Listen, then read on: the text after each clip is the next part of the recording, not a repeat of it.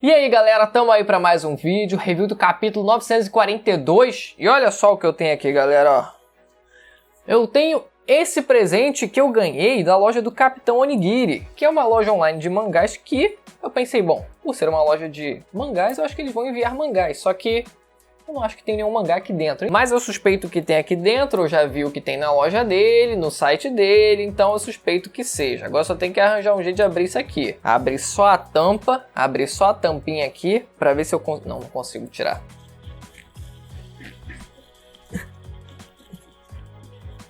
Como eu imaginava, eu já dei uma olhadinha aqui. O que é? Mas eu já imaginava, eu já tinha visto esse pôster. Agora tem que arranjar um jeito de colocar no cenário que eu ainda não sei exatamente onde vai ser, mas eu vou arrumar um lugar. E quem comprar lá no site tem cupomzinho de desconto, canal Bruno Bandeira, quem quiser aproveitar, beleza? Vai estar na descrição para quem quiser visitar o site. Vamos lá, galera, falar do capítulo. O capítulo foi melhor do que o da semana passada, porque é como eu tinha até falado, não lembro quando agora.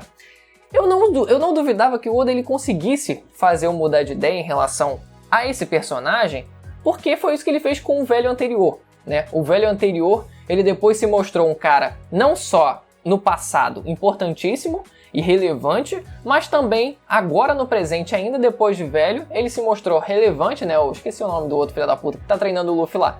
Agora ele tá treinando o Luffy porque ele consegue usar a técnica do Haki do Armamento que o Luffy ele precisa aprender. Então ele é relevante por isso, então por ele mostrar isso, eu já achei maneiro. Nesse caso, nesse personagem, o que a gente viu também foi esse padrão, meio que esse padrão. A gente viu um pouco do passado dele nesse capítulo, e além disso teve também a parte relevante dele agora, né, no momento da morte dele, que não foi relacionada à força, exatamente, foi mais relacionado, na verdade, à influência que ele conseguiu exercer diante da população, diante de todo mundo que estava sendo oprimido naquele país. E como ele antigamente era uma forte influência, hoje ele ainda é essa grande influência, ele só precisava ser visto, porque ele se tornou uma pessoa invisível. Então a analogia que dá para fazer, a comparação que dá para fazer é muito em relação ao próprio Roger e ao próprio Ace também, né? Porque os dois eles morreram pela Marinha no caso, com a intenção de mostrar para os piratas, olha só, é isso que a Marinha faz com os piratas. Então, não seja pirata. E você que é um pirata, pare de fazer besteira. Então é isso que eles querem fazer. Eles querem reprimir as pessoas de agirem, né? De se tornarem criminosos, no caso da pirataria. E nesse caso, não necessariamente, né, se tornarem criminosos, mas na visão do governo, na visão do governo da tirania do Kaido, qualquer opositor político, qualquer pessoa que apresente uma ameaça, já é alguém que deve ser caçado, já é alguém que deve ser exterminado. E ele conseguiu usar novamente o poder de influência, assim como os outros personagens, e o tiro saiu pela culatra, porque as pessoas ficaram mais motivadas ainda com a presença do velho, mais inspiradas ainda, e com certeza isso vai ser o grande gatilho para essas pessoas elas saírem de lá. Já vou falar um pouco mais dele daqui a pouco, pontos mais específicos em relação ao velho que foram mostrados nesse capítulo, mas o que eu queria na verdade ter começado falando, só que eu acabei já introduzindo o assunto do velhote, do Yasu. O Oda ele tá deixando realmente a gente sonhar, e tá difícil negar, tá cada vez mais evidente isso, de que, mesmo que não seja o Zoro, o mestre do Zoro tem uma relação agora praticamente direta com o Ano. Não é nem coincidência, por exemplo, que a gente teve, né, já revelado anteriormente do Haki do Armamento, do conceito de conseguir cortar o que quer e não cortar o que não quer, tá certo, ser passado pro mestre do Zoro também. Isso não foi uma coincidência, não foi algo que foi espalhado pelo mundo de alguma forma e acabou sendo passado também pro mestre do Zoro, não. Porque esse capítulo reforça ainda mais essa ideia e alguns indícios fortíssimos estão implícitos nele. O primeiro deles é o fato de que o nome de família do Yasuie se chama Shimotsuki, que significa, na verdade, também o nome da vila na qual o Zoro cresceu e treinou. É o mesmo nome da vila. Lá no East Blue. Que porra é essa? Como assim? Como assim? Assim, não sei se a vila era nova, se apareceu depois que talvez o mestre do Zoro tenha ido pra lá. ou algo relacionado a isso, algo em volta disso, ou é simplesmente uma referência, só para dizer, olha só, coincidentemente é o mesmo nome. Mas pode ser que seja explorado o fato de que realmente a origem do nome da ilha esteja relacionada a isso. Pode ser, acho que as chances são até grandes. Outra coisa, a segunda coisa, o símbolo dos soldados, lá no flashback desse velho Yasuie, é o mesmo símbolo do dojo que o Zoro treinou. Cara, o mesmo símbolo. Claro que a paleta de cores está invertida, né? No caso, uma tá branca, a outra tá preta, mas o símbolo é idêntico. Se for desconsiderar aí a troca de cores aí. O símbolo é idêntico. Terceira coisa, Shimotsuki, que é o sobrenome de família do velhote, que significa lua gelada, é o antigo nome japonês para novembro, o mês que o Zoro nasceu.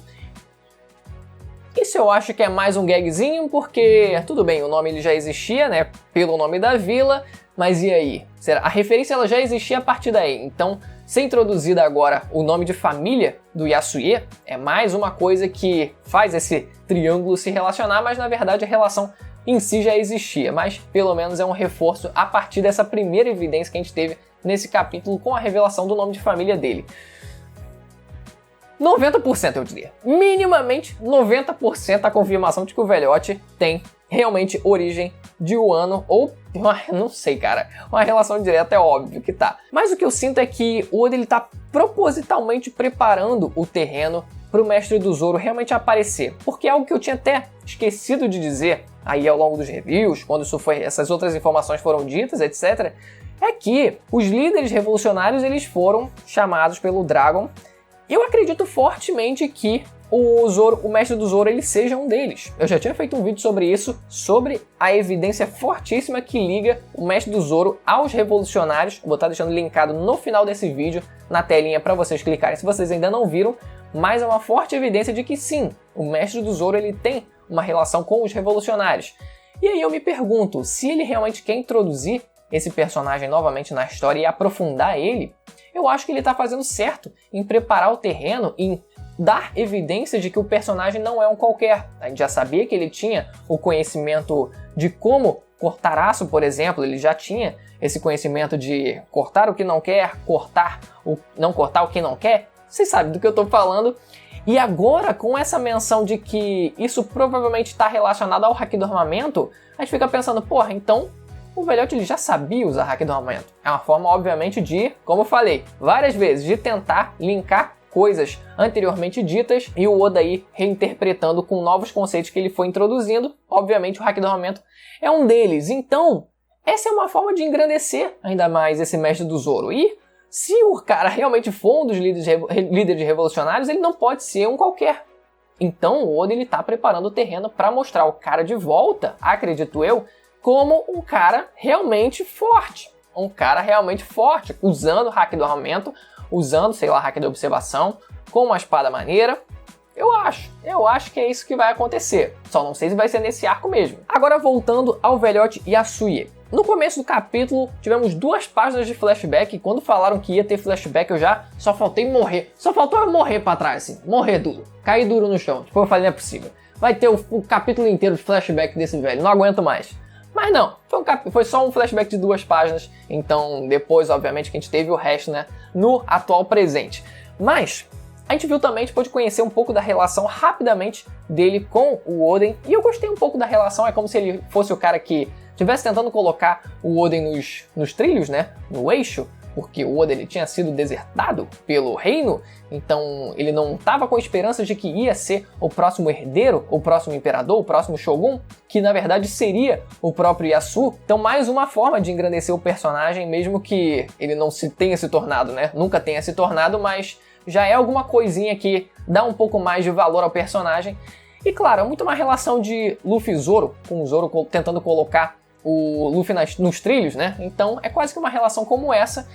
E até ficaram zoando que a aparência do Oden ainda não foi revelada, ele tá sempre sendo mostrado nas sombras como uma silhueta só. E o pessoal comparou com o Vaca Verde. Vou chamar de o Vaca Verde agora, porque meio que tá quase que dando na cara de que é um homem mesmo. Por mais que as esperanças não acabem, a esperança é a última que morre, mas pelo visto é homem, né? Mas fazer o quê? Vou continuar chamando de O Vaca Verde, porque o almirante é meu. O almirante é meu, eu vou chamar da forma que eu quiser. Até parece um pouco, né, silhueta, a forma como a risada é, mas não acredito que seja nada mesmo não. Acredito que seja só uma coincidência mesmo. Depois que a gente termina esse flashback, tem toda a construção pra morte dele.